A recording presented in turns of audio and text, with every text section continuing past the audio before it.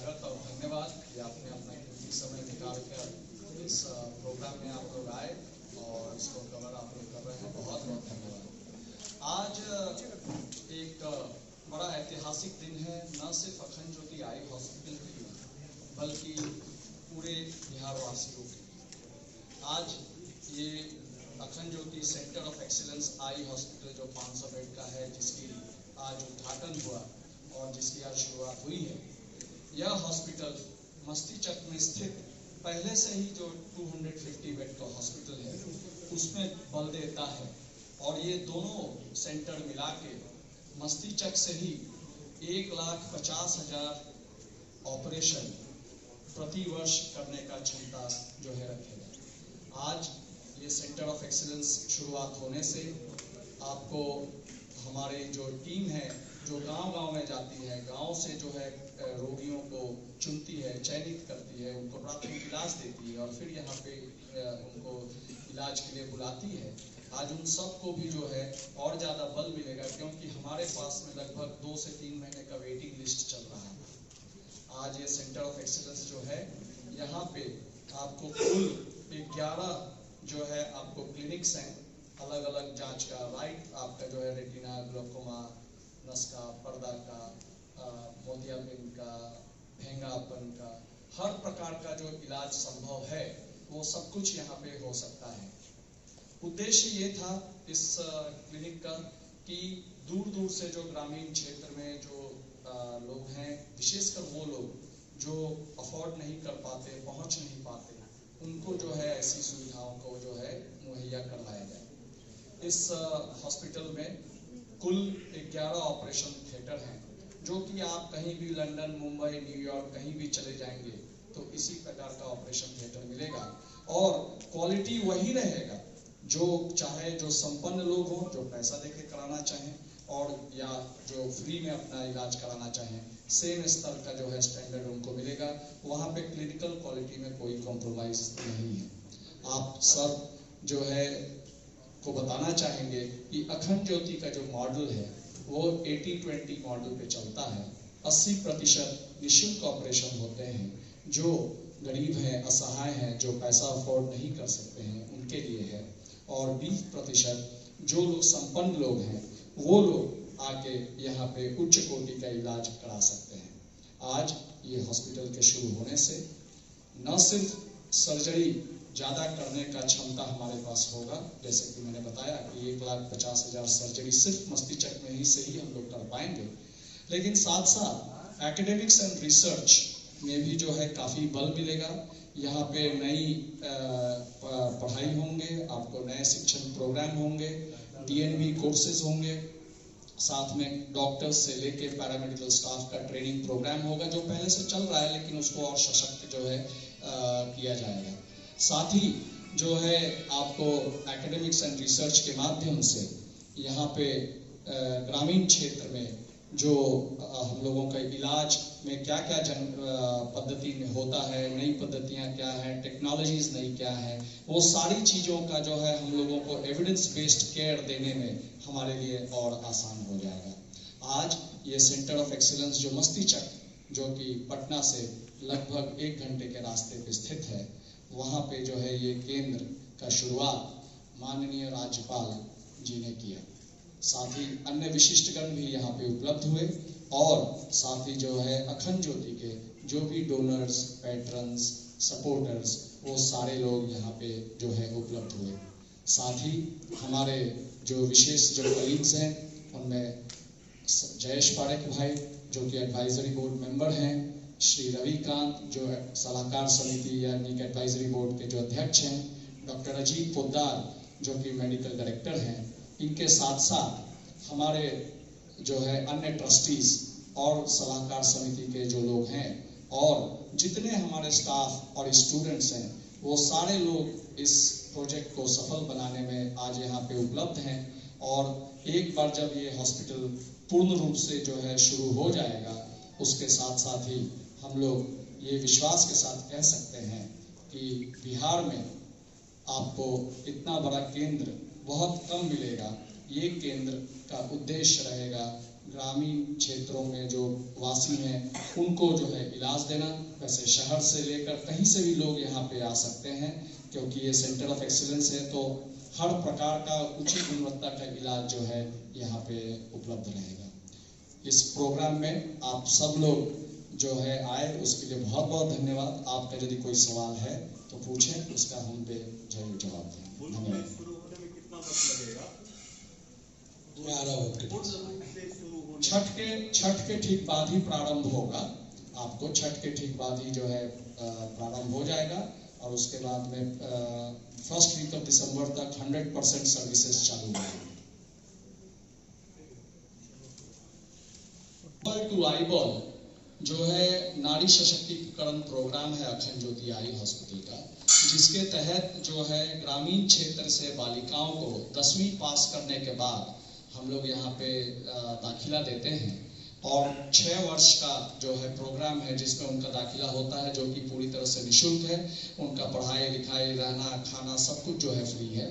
ग्रामीण क्षेत्र से जो बालिकाएं आती हैं, 6 वर्ष का कोर्स जिसमें 4 वर्ष का डिग्री कोर्स है ऑप्टोमेट्री में, उसमें यानी कि आई फिजिशियन का जो कोर्स है वो पास करने के उपरांत यहीं पे ही जो है वो जॉब कर सकती हैं या अपना क्लिनिक खोल सकते हैं। और साथ ही उद्देश्य है, जैसे कि अखंड ज्योति आई हॉस्पिटल के जो गुरु रहे पंडित श्री राम शर्मा आचार्य जी, जो गायत्री परिवार के संस्थापक हैं, उनका जागृत नारी का परिभाषा था जो शिक्षित हो, स्वावलंबी हो और विचारवान हो। ये तीनों गुण हमारी बच्चियों में देने का प्रयास है, ताकि न सिर्फ जो है वो अपना जीवन यापन कर पाए और जो है अपना रोजगार चला लें और रोगियों को मदद दें, बट सबसे अहम बात है कि वो अपने समाज के लिए एक रोल मॉडल बने, अपने समाज के लिए एक इंस्पिरेशन बने, ताकि जो है अन्य बच्चियां और भी आगे आए कि नहीं हमें इनके तरह जो है बनना है। यह कार्यक्रम जो है निःशुल्क है, और इस कार्यक्रम के तहत 6 वर्ष में बच्चों को तैयार करके उनको जो है जॉब दिया जाता है।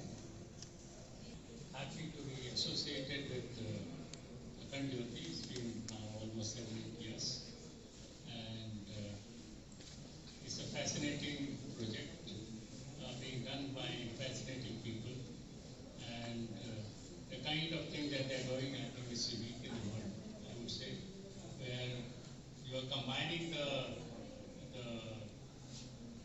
elimination of blindness with the low income group of people, and through women empowerment. So these three things together has not been done anywhere in the world. And this is also a unique place where normally you'll find eye hospitals located in urban areas, in main cities and all. This is a unique experiment in the sense that it is a village-based. So village now will become the Masjid village or Sri Rameshpuram village will become worldwide. So that is going to be, you'll see in the next 5 or 6 years, when this starts at full swing and people are started coming here, and the people from outside, a lot of doctors and surgeons and these people will come here, because they can't get this kind of numbers anywhere else in the world. So they come here, they see it, and it will go, this fame will spread far and wide, and it will become something which I think Bihar will be extremely proud of. It will become not only an eye hospital, but it will become a center of economic activity. People will come, it will give rise to some hotels will be built, restaurants will be built, transportation will be there. So whole economic activity here will become a very, very different kind of thing, and therefore it will be development of economic development of the region very substantial. As you'll find some other places where the hospital becomes the center of the economic activity. So we do hope that this will become something. Definitely in this part of the world, such a thing has not been done, and it is setting a unique example. And I'm greatly honored to have been associated with it. Thank you. And I've been associated with Akhand Jyoti and Mrityunjay for the last 6 years. And my goal is to bring Bihar to the world. So there are a lot of non-profits, a lot of NGOs in India which gets supported by non-resident Indians and by foreigners. But you hardly see support to a state like Bihar. And then in Bihar, of course, there are cities that they want to help.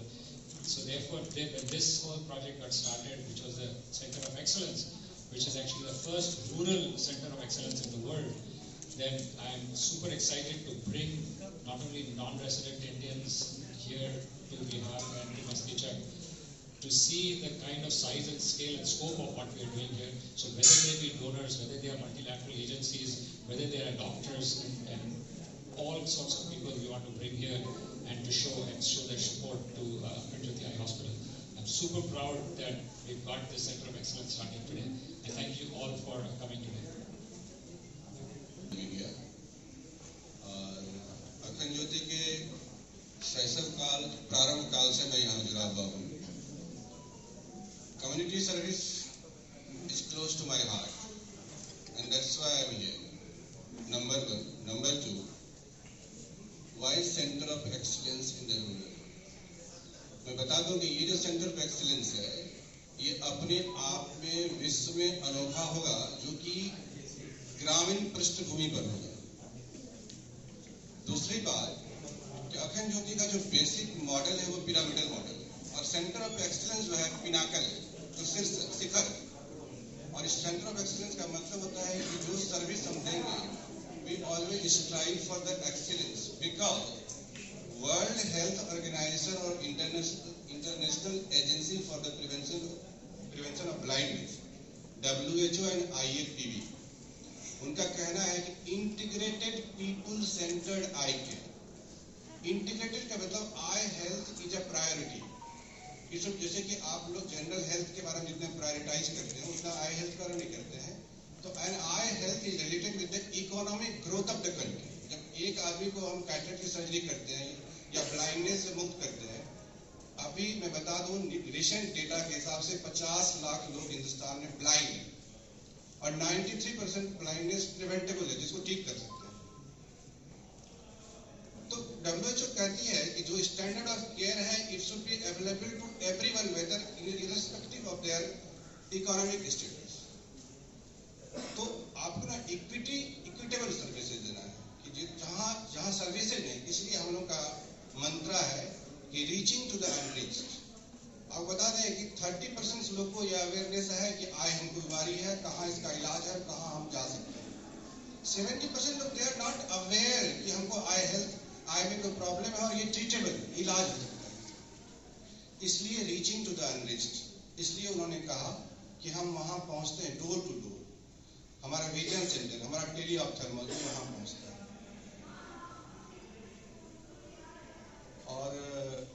और अगर आप कुछ पूछे तो मैं बताऊंगा. Centre of excellence का मतलब है कि यहाँ पर हम सारी सर्विसेज दे पाएंगे, और मैं समझता हूँ कि बिहार के लोगों को अन्यत्र कहीं भी बिहार से बाहर आय के किसी बीमारी के लिए न जाने की जरूरत पड़ेगी.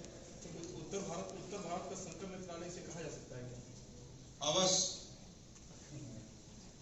उत्तर भारत का संकर नेत्रालय है, और हम लोग वो पूरी चीज हम लोग हमेशा स्ट्राइव करते हैं कि ये जो सर्विस बाहर कहीं भी मिलने के लिए पॉसिबल है, वो सर्विस हम यहाँ दें, और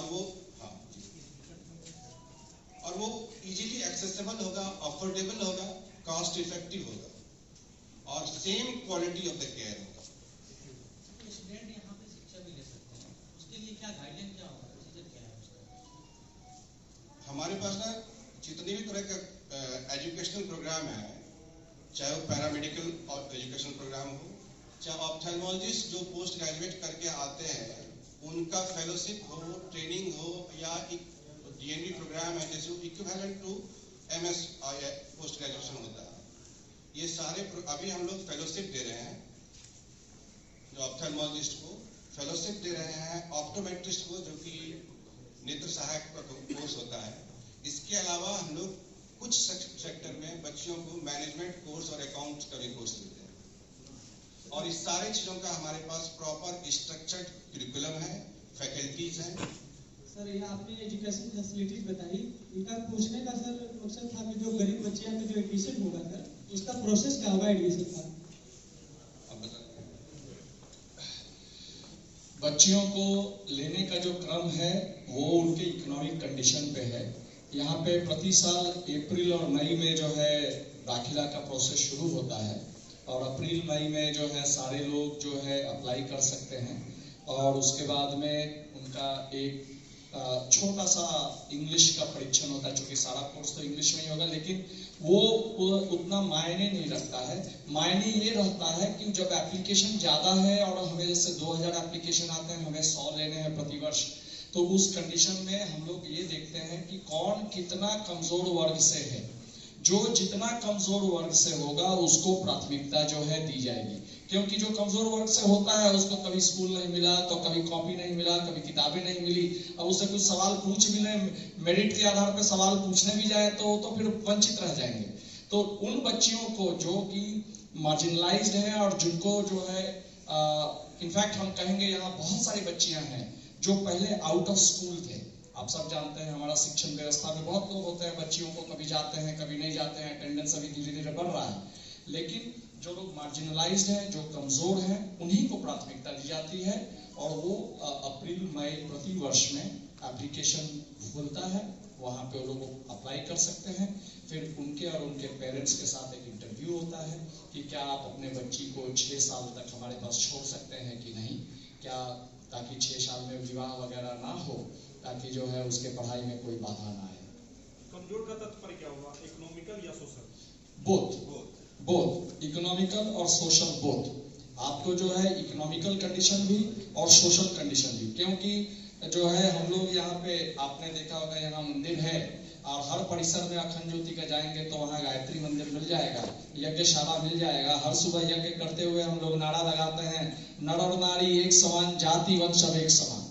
तो हमारे यहाँ जो है सोशल और इकोनॉमिकल दोनों क्राइटेरिया के आधार पे बच्चियों को प्राथमिकता दी जाती है। तो जैसे आप लोग अध्यात्म के साथ में गरीबों का सेवा करते हैं और सेवा करने से बहुत लोग भी हैं, क्या मिशन क्या है आगे? जो 80-20 आपने बताया, क्या उसको आगे बढ़ाने जा रहे हैं? उसको किस तरह से कैसे करें, आगे कैसे बढ़ाएंगे, मिशन क्या है? देखिए, आपने अध्यात्म की बात कही तो हमारे समझ से अध्यात्म का अंतर्गत व उद्देश्य यही होना चाहिए कि अपने व्यक्तित्व को परिष्कार करके निष्काम भाव से सेवा करते रहें। अब चाहे आप 24 घंटा माला कर ले, आहुति डाल ले, ये कर ले, लेकिन आपका व्यक्तित्व परिष्कार होना चाहिए। तो निष्काम भाव से सेवा के स्वरूप में अखंड ज्योति का विजन 2030 एक स्ट्रेटेजिक प्रोग्राम है कि अभी से लेके 2030 तक हमें 20 लाख ऑपरेशन करने हैं। इसके साथ साथ आपको जो है 1 करोड़ 20 लाख लोगों को 2030 तक जो है प्राथमिक नेत्र जांच जो है उनको प्रदान करना है। साथ ही आपको 1500 बच्चियों को जो है आज 550 करीब बच्चियां इस फुटबॉल टू आईबॉल प्रोग्राम में दाखिला पा चुकी हैं और पढ़ रही हैं या एम्प्लॉयड हो चुकी हैं। 1500 बच्चियों को जो है इसमें देंगे। तो ये विजन हमारा बहुत ही स्पष्ट है, अंध मुक्त बिहार 2030 तक 20 लाख ऑपरेशन करेंगे और एक बार बिहार का अगले 2 से 3 वर्ष में कैपेसिटी पूरा हो जाएगा, उसके बाद में हम लोग अन्य जो कमजोर राज्य हैं या अन्य जहाँ पे जो है सेवाओं की जहाँ पे कमी है, जैसे कि मध्य प्रदेश हो गया, उत्तर प्रदेश के कुछ भाग हो गए, झारखंड हो गए, आप सब को बताएंगे कि अखंड ज्योति का एक केंद्र पूर्वी उत्तर प्रदेश बलिया में भी है, जो साल का 10,000 ऑपरेशन वहाँ पे होता है। तो हम लोग क्रमशः जो है अखंड ज्योति का विजन में बहुत ही स्पष्ट है कि हम ग्रामीण क्षेत्र में ही काम करेंगे, ये एकदम स्पष्ट है, वहीं जाके काम करेंगे। तो 20 लाख अगले 7 साल में ये लक्ष्य है। लास्ट क्वेश्चन, आई बैंक का भी प्लान है क्या? जी हाँ, आई बैंक का भी प्लान है। अगले 6 महीने में यहाँ पे वो जो है उसके जो कागजी कार्यवाही है उसके लिए हम लोगों ने एप्लीकेशन कर दिया है, वो 6 महीने में यहाँ पे लग जाएगा। सर, जनरल मोतियाबिंद के ऑपरेशन में 25,000 रुपये लगता है सामान्य स्थिति, आपके यहाँ क्या सुविधा है? जो आपको बाजार में जो 25,000 का जो शुल्क है, वो जो संपन्न है उनके लिए वो 12 से 15,000 में वो उपलब्ध है। साथ ही जो गरीब है उसके लिए एक पैसा नहीं लगता है, वो हॉस्पिटल में कोई शुल्क नहीं है, वो आके फ्री ऑपरेशन